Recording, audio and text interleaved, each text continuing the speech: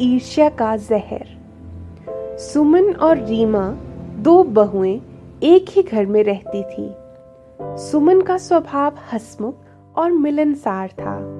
वह घर के हर काम में अपनी सास की मदद करती थी और सबका दिल जीत लेती थी। रीमा स्वभाव से ईर्ष्यालु और नकारात्मक थी। वह हर बात में सुमन की खिंचाई करती और उसकी सास को सुमन के खिलाफ भड़काने की कोशिश करती। सुमन की सास एक बुद्धिमान और समझदार महिला थी। वह सुमन के अच्छे स्वभाव को पहचानती थी और उसकी सराहना करती थी। रीमा का व्यवहार उसे अच्छा नहीं लगता था, इसलिए वह उसे समझाने की कोशिश करती रहती थी।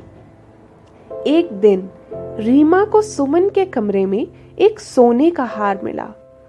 उसे देखकर उसकी आंखें लाल हो गई। वह सोचने लगी कि क्यों सुमन को इतने सारे गहने मिले हैं और उसे कुछ नहीं मिला। ईर्ष्या के आवेश में उसने सुमन का हार चुरा लिया और उसे बेचकर उस पैसे से महंगे कपड़े खरीद लिए। धीरे धीरे रीमा का व्यवहार और बिगड़ने लगा। वह घर के कामों में आनाकानी करने लगी और सुमन को कामों का बोझ देकर परेशान करने लगी। वह सुमन की सास के सामने उसके बारे में झूठी बातें कहने लगी और घर में तनाव पैदा करने लगी। सुमन को रीमा का यह व्यवहार बहुत बुरा लगता था। वह रीमा को समझाने की कोशिश भी करती थी कि ईर्ष्या करने से किसी को फायदा नहीं होता है, लेकिन रीमा उसकी एक नहीं सुनती थी। कुछ दिनों बाद रीमा के कपड़े बेचने वाले दुकानदार ने सुमन को यह बात बताई कि उसने रीमा को सुमन का हार पहने देखा था। सुमन को सच्चाई का पता चल गया। वो बहुत दुखी और निराश हुई। सुमन ने ये बात अपने पति और सास को बताई। रीमा की सच्चाई सामने आ गई। रीमा ने घबराकर अपने सारे झूठ कबूल कर लिए और सुमन से माफी मांगी। रीमा की माफी को सुनकर सुमन का दिल पिघल गया। उसने रीमा को माफ कर दिया और उसे समझाया कि ईर्ष्या करने से किसी का फायदा नहीं होता।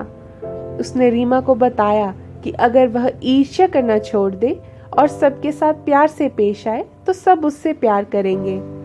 रीमा को अपनी गलती का एहसास हुआ। उसने अपने आप को बदलने का फैसला किया। उसने सुमन के साथ मिलकर घर के कामों को करने में मदद की और घर में शांति बनाए रखने की कोशिश की। धीरे धीरे रीमा का व्यवहार बदलने लगा। वह सुमन के साथ मिलकर रहने लगी और घर में खुशियों का माहौल बन गया।